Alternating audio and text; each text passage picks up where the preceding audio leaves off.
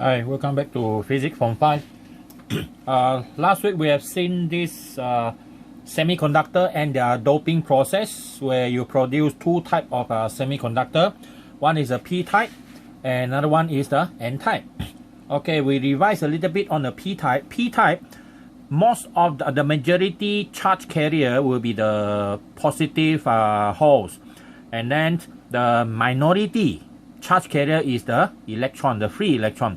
But whereas for the other type, the N-type, the majority charge carrier is the free electron, and the minority charge carrier will be the positive holes. All right. So now we want to look at what happens when we combine two of them. Okay. So we will call that one semiconductor diode. Okay, semiconductor diode. Diode means die, two electrode, die electrode. So we have two electrode. That means one positive, one negative. So this is what happens. Okay, when we combine two of them together, the P type and the N type. Okay, so we have two electrode here, left and right. Now let's say the one on the left hand side is the P type. Okay, so this is a P-type, and the one on the right hand side is the N-type. Okay, so that means here is more positive, this one is more negative. So what happens if we look at this one is, if we look at these are the what we call it, the atoms. Okay, the atoms will be dark in color. Okay, we draw a few of them. Atoms, this one, the silicon atom I refer to, we are referring to the silicon atoms, right? Here, and the other side also the same. See? So this dark dot, this dot are silicon's atoms, all right? Silicon's atom. So what happened here is, here we have a lot of these holes. They are randomly located lah. Okay, randomly located here and here, let's say. And then the other side, whereas the other side here, they are mostly free electron. Okay, mostly free electron. So what happens when you put them together? When you put them together, this is what happened. Okay, so this one is when we put together. The next one is what process occur during this combination. So the combination here is actually called dispersion. Sorry, not dispersion, is something called like drifting. Okay, that means the negative free electron will be drifting into the P-type because attracted to by all these positive holes, whereas the positive hole will actually drift into this negative side. Okay, because they're attracted to the negative nature of the N-type, and the free electron drift into the positive nature of the P-type. So end up something like this. Because when the positive one enter the negative one enter here, they will create an electric field. Okay, they will create an electric field which is actually more positive here and more negative the other side. And then the atom here is still the same. The atom here, no changes. We're going to redraw the atom again. Okay, so all these atoms, of course, the structure does not change. Everything still stays the same. So just remember the dots, the black dots are all these silicon's atom. But of course, some of them are already doped. This one doped positive. So this is our P-type again. And this is our N-type. So I'm referring to the center line here. So these are the N-type. Now, when we have all this type of drifting occur, it will come to a stop when the electric field created by this movement, which is actually pointing to this direction, this electric field here will stop the further movement or further drifting of all the electron from here into the P-type, and also it will stop the further drifting of the holes into the P-type because of this electric field. So we will call this electric field E0. Okay, that is internal. Okay, internal E field. So because of this electric field, the drifting process will stop. Okay, or we call the infusion. They infuse into the other one, this one infuse into the n-type, and so on, and vice versa. So when electric field becomes stronger and stronger, there will come a limit where it will stop altogether the infusion or the drifting of the positive holes into the n-type and also the electrons into the p-type. So when that one stops, this area is called the depletion zone. Okay, depletion zone or depletion band. Okay, so meaning of depletion is this area now inside here is no more free electron and holes. No more already because they already drifted. Okay, they already drifted away. So leaving only those silicon atoms which are neutral. So inside here there are more or less like a pure silicon. So that means any further of drifting is not allowed. And then just to let you know, the voltage across these 2 points here, the potential difference is roughly 0.6 volt for silicon. This one is for silicon. If it is for germanium, it is about 0.2 volt germanium. Okay, so that means the depletion layer or depletion zone, depletion band, or depletion layer, some book use the word layer, depletion layer is smaller for germanium compared to silicon. That means silicon is more sensitive to voltage fluctuation or signal. Okay, it's more sensitive compared to silicon. So now, what is good about this natural process? It is good because if now we apply a voltage across, okay, if we apply the voltage across that two terminal, okay, the P and the N type, let's say we connect a battery with a positive terminal connected to the negative, to the P type, okay, like this, and assume that the EMF for this one is, let's say, larger than 0.6 volt. It must be larger. If your voltage here is smaller than 0.6 volt, no current can pass through. So let's say this is, let's say 6.0 volt. And then you have a light bulb here. Okay, this is a light bulb. Okay, so now what happens is, when you connect them like that, the external electric field, okay, the external electric field created by this strong positive and negative terminal from the battery is going to create this electric field, which is, looking at the arrow, this blue arrow is actually much larger than the red arrow. Okay, here. So your E0 is small compared to the EX. EX is the external, the electric field provided by the external power supply. So in that case, the electric field E0 can be cancelled. Okay, so that means if your EE, the external electric field or the electric field provided by the external power supply, this one, is larger than the E0, then this diode is said to be forward bias. Okay, forward bias. In this case, it is forward bias because that blue electric field can cancel off the red electric field. It makes the depletion layer become thinner and thinner and finally disappear, and electron can move from the negative part into the positive part, and also the positive ion can drift into the p-type and complete the circuit, and finally your light bulb will light up. Okay, it will light up. in that case. Okay, so that means the conclusion is that is because if your this one is larger than E naught, then E naught will be cancelled. Okay, will be cancelled, and depletion layer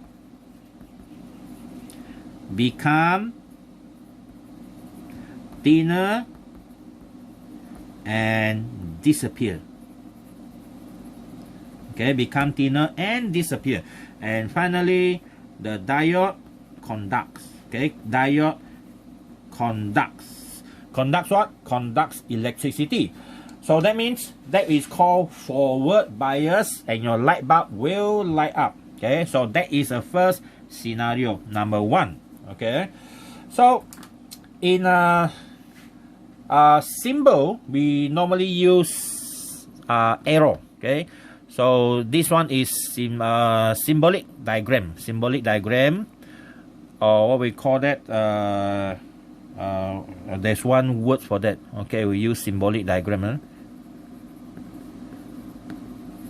or electronic diagram.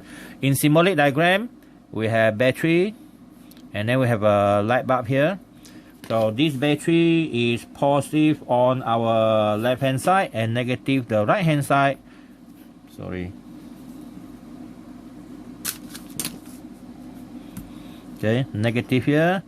And now a diode. Diode, normally we have the symbol with an arrow like that, and a strip. Okay, so the diode will be something that looks like this in a real diode. Okay, I have one diode here. I found a big one actually. Okay, this is a diode. Okay, it looks like this. So see that there is a line. This line represented by this silver color ending. Okay, so that one is the physical diode, and that means electric current can flow in this direction according to the direction of the arrow here. So that means current can flow from the left to the right, but cannot flow in the opposite direction because against the direction of the triangle. Alright, so that is our symbolic diagram. So that means current can flow, I is not equal to 0, and your light bulb will light up. Okay, so that is the first type. Now second, number 2 is this one. If we connect the power supply and a light bulb again, but with the power supply in the opposite direction. Okay, with the power supply in the opposite direction to the same diode in the same orientation. So now our battery is more positive on the right than the left. So what happened next is this. Okay, so this is our P type, this is the N type. So now here become more positive compared to the other side. So we already have this depletion zone. Okay, the depletion zone has this electric field in this direction. Okay, in this direction. So that one we call E naught. But by connecting a diode with the negative to the P type and the positive to the N type, you are going to create an electric field in blue color throughout the whole semiconductor in the same direction as the electric field inside the depletion layer. This is a EE. Now what happened to the electric field? Because both of them are vector quantity, they will increase the size of the depletion layer. This is what happened next. Okay, so that means the depletion layer will become wider. So when that become wider, that means that you have problem for the movement of electron. Okay, electron cannot pass through. Okay, electron cannot pass through. So the final thing to say is no current is flowing. So that is what going to happen to the light bulb. Dark, positive, negative here. So what happened is our depletion layer become wider. It become very wide.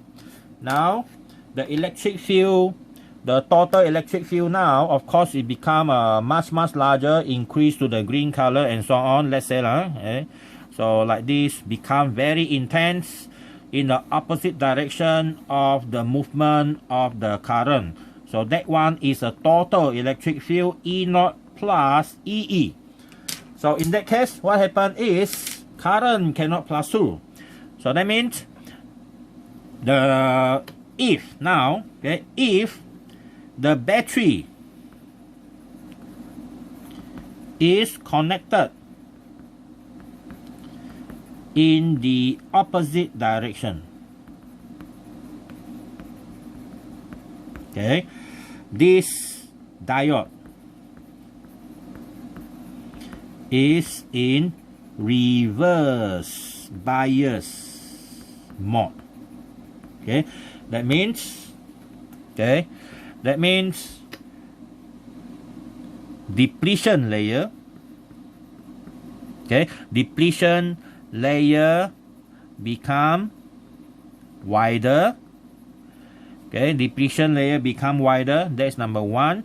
Number two, diode does not conduct. Does not conduct. So that means, in other words, the diode is in the off state.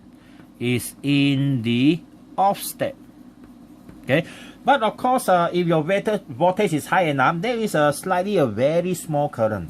So in that case, I equal to 0. So that means your light bulb is off. It's not light up. Okay, so that is our connection. Now we look at the symbolic diagram for this case.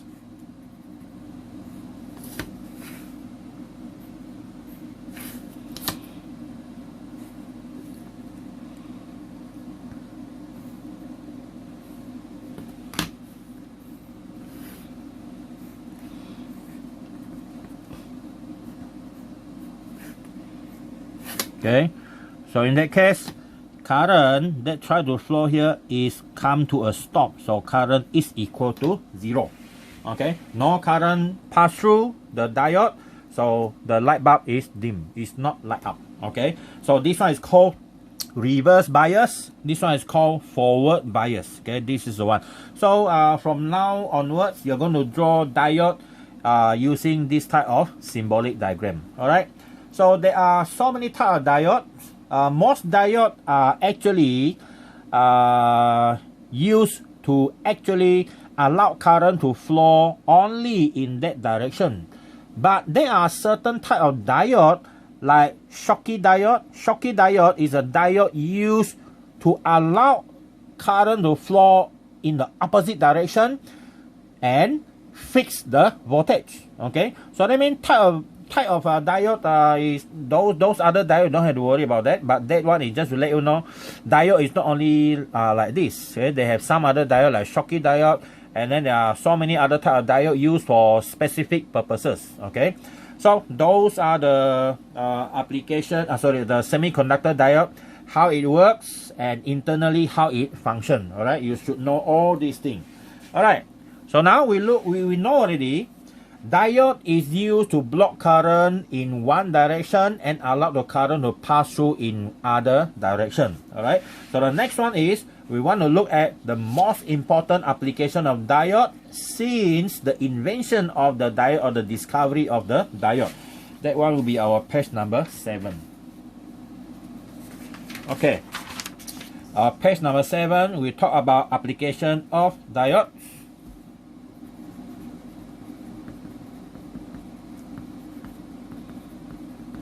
Okay, application of diodes.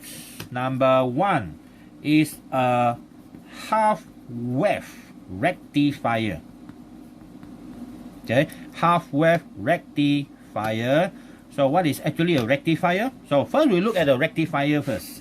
The word rectifier is a device, okay, that convert AC to DC. What is AC? Alright, so something like this. Okay, this is AC. This is a voltage of AC against time. So your AC is going to look like this. This is our AC you already learned in the previous chapter. Alright, with a maximum voltage here that we call V peak, and here is the negative V peak. Alright, so this is AC, positive, negative, positive, negative. That means it has a certain frequency with a frequency F and a period T and so on. Now, AC can use in equipment like light bulb and also AC motor. Okay, light bulb can handle AC and DC no problem as long as the rating of both the power supply is calculated. But some device can operate on AC only, they cannot operate on DC. For example, your house standing fan, your house what we call that, the fan system, your fluorescence light bulb and so on. These are all AC device. But some are DC device. For example, your handphone charger that charge your battery, your car battery is a DC power supply.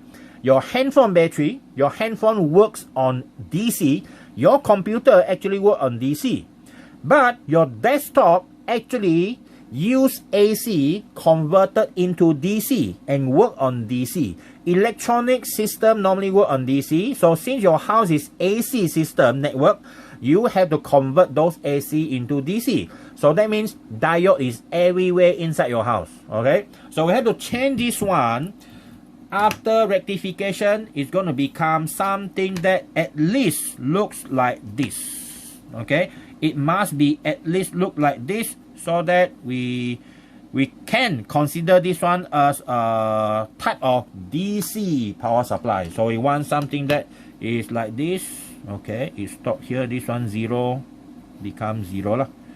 Here, so only this one pass through. This one stop. This one pass through, and this one stop. Alright, only this part here can pass through, and this one is the VP. This one is a DC now. It's a DC, but you take the positive side. You can also have DC on the other side, which is the negative side of the DC. It's also valid. For example, here, this is the one that we're going to use as our guideline. So now, your DC is on the negative side, and I will assume that this is the magnitude. So now, this part here, because just now positive is here, right? You allow this one to pass through and block this one. And then for this one, you can allow this one to pass through but block that one. So now you have this one 0. This one here is allowed to pass through, and then 0 again, and then this one allowed to pass through. See or not? Which one you pass through, it depends on how you arrange your diode. So this one is also a DC, except the direction of the current flow is opposite compared to this one. This one is all the time positive, maybe from left to right. This one is right to the left. Alright, this one, the difference between them is only their polarity. Okay, the polarity is different. So that is the meaning of rectifying process. Rectifier means a device that changes this AC to DC. But the problem is this DC is, you see, it's not constant. It's changing up and down, changing up and down. And this is this is called unregulated DC. Okay, these are all unregulated DC supply. This one also unregulated DC supply. If you connect this type of power supply to a DC equipment, the DC equipment will cause humming sound, like a bee. Okay, like a bee. This one also will cause a humming sound. Alright, that's a problem by this type of conversion. But anyway, this is the first rectifier, the simplest one. So we're going to look at this one, and then we look at how we're going to make this one become better. All right. So our first one is a half wave rectifier. So half wave, why they call half wave? Because when you put one diode in the circuit, you only allow half of the wave. For example, this is 1, 2, 3, 4. You allow 1 and 2 only. Or this one, 1 and 2 only. The other two cut off. Okay. So that means it is not a very efficient system. All right. So we look at the circuit, the diagram of the circuit. Okay. So we have a AC power supply. This AC power supply, the symbol is this. And then we have a diode.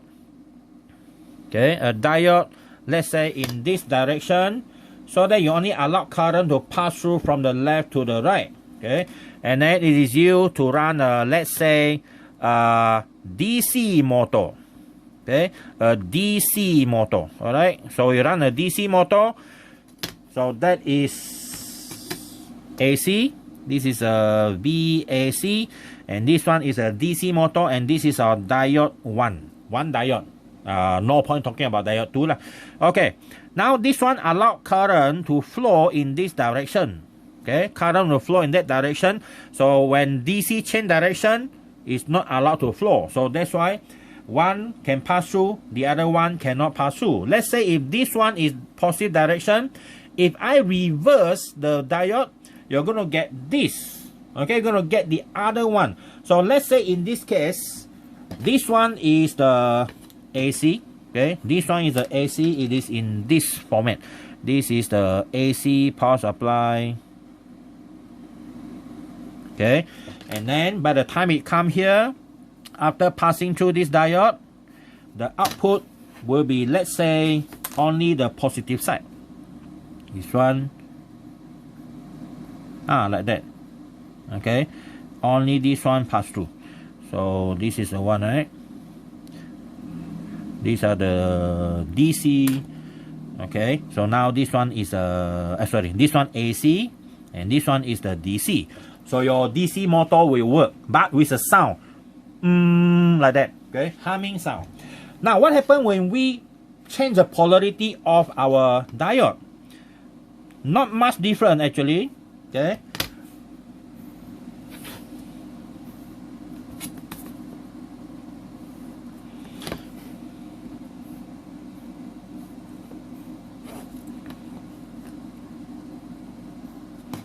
Yeah, the same motor here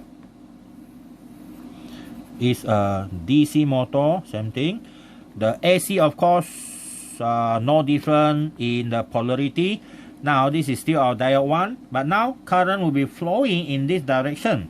And your DC and AC is still the same. Okay.